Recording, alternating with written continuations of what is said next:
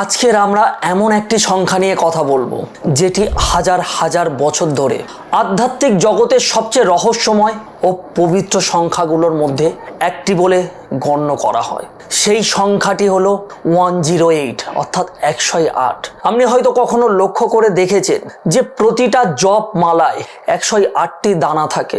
আবার অনেক বিশেষ বিশেষ মন্ত্র রয়েছে যেগুলো 108 বার জপ করা হয়। এবং আপনি নিশ্চয়ই মন্দিরে দেখেছেন যে 108টা প্রদীপ জ্বালাতে।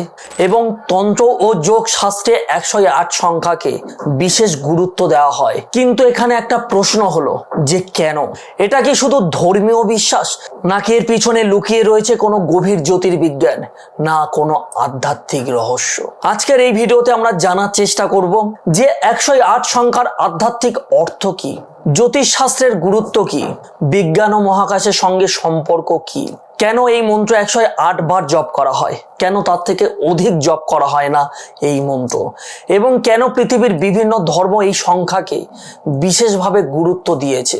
ভিডিওটি শেষ পর্যন্ত দেখবেন, কারণ শেষের দিকে আমি আপনাকে জানাবো এমন কিছু তথ্য যা শোনার পরে হয়তো আপনি আর 108 সংখ্যাকে আর কোনো নর্মাল বা সাধারণ সংখ্যা বলে মানবেন না।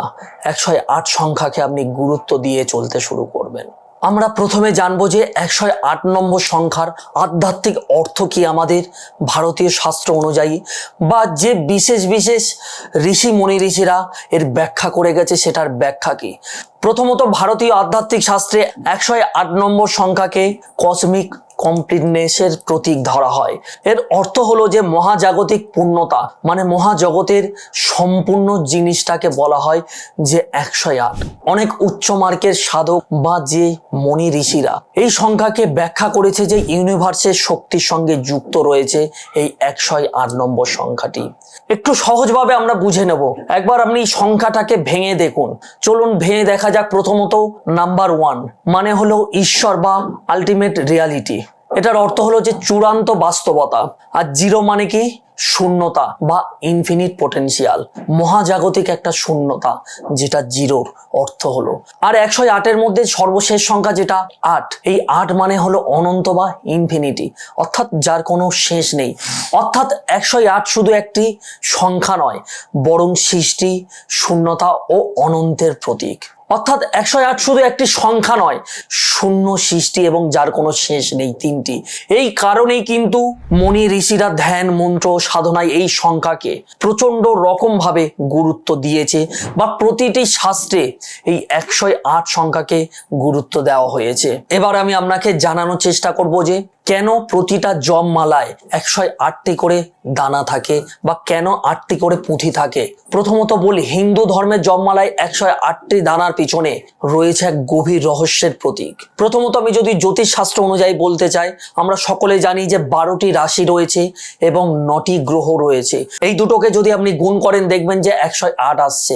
অর্থাৎ এই 108 সংখ্যাটি পুরো জ্যোতিষ চক্রের প্রতীক হিসাবে ধরা হয়। যখন কেউ 108 বার মন্ত্র জপ করে তখন বলা হয় সেই ভাইব্রেশন বা সেই কসমিক সাইকেলের সঙ্গে কানেক্টেড হয়েছে, অর্থাৎ মহাজাগতিকের সঙ্গে একটা সম্পর্কে শুরু হচ্ছে।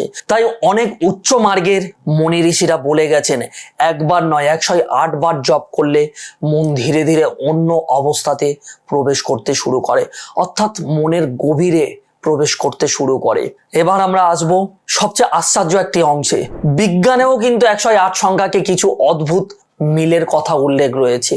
যেমন সূর্যের ব্যাস পৃথিবীর ব্যাসের প্রায় 108 গুণ। আবার পৃথিবী থেকে সূর্যের দূরত্ব সূর্যের ব্যাসের প্রায় 108 গুণের কাছাকাছি। একইভাবে যদি দেখা যায় পৃথিবী থেকে চাঁদের দূরত্বও চাঁদের ব্যাসের প্রায় 108 গুণের কাছাকাছি। এগুলো কিন্তু একদম নিখুঁত মাপ না, কিন্তু আশ্চর্যজনকভাবে খুব কাছাকাছি। এই কারণেই কিন্তু অনেক আধ্যাত্মিক চিন্তাবিদ মনে করেন যে 108 সংখ্যার সঙ্গে মহাজাগতিক জিওমেট্রি বা জ্যামিতিক গভীর সম্পর্ক রয়েছে। এবার আমরা জানবো যে যোগ শাস্ত্র বা শরীরের সঙ্গে 108-এর সম্পর্ক কি রয়েছে। যোগশাস্ত্র অনুযায়ী মানুষের শরীরে বহু এনার্জি চ্যানেল বা নাড়ি রয়েছে। অনেক যোগগুরু বিশ্বাস করেন যে হৃদয় চক্র থেকে 108টি প্রধান এনার্জি লাইন বের হয়েছে।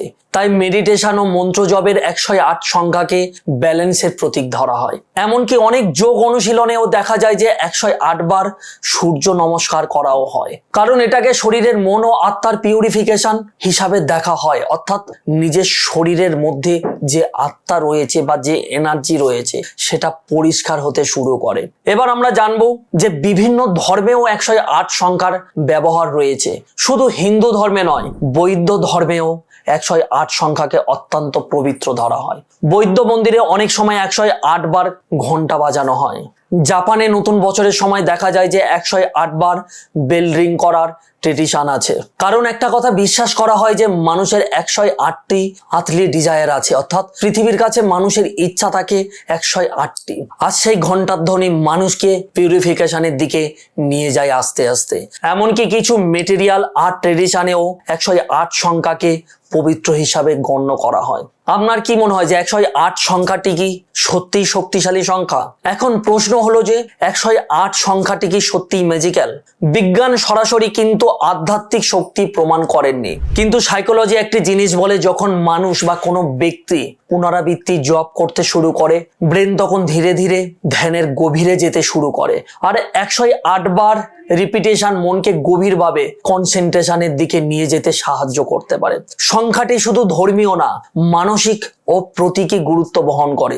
তাই 108 শুধু একটি সংখ্যা নয়, এটা জ্যোতিষের প্রতীক, আধ্যাত্মিকতার প্রতীক এবং ধ্যানের প্রতীক, অর্থাৎ কসমিক হারমোনির প্রতীক, অর্থাৎ মহাজাগতিক সম্প্রীতির প্রতীক। হাজার হাজার বছর আগে মানুষ হয়তো এমন কিছু অনুভব করেছিল যা আজও আমাদের বিস্মিত করে। হয়তো সেই কারণে আজ কোনো মন্ত্র জপ করার সময় 108 সংখ্যাকে এত শ্রদ্ধা করা হয়। আজকের ভিডিওটি এই পর্যন্ত। এই বিষয়ে যদি আপনার কোনো প্রশ্ন থাকে অবশ্যই কমেন্ট বক্সে কমেন্ট করতে পারেন, এবং আপনি যদি আমার চ্যানেলে প্রথম হন অবশ্যই করে চ্যানেলটিকে সাবস্ক্রাইব করতে পারেন। ভালো থাকবেন, দেখা হবে আবার এই রকমই ধরনের কোনো গুরুত্বপূর্ণ কিছু নতুন তথ্য নিয়ে। ততক্ষণের জন্য ওম নমঃ শিবায়।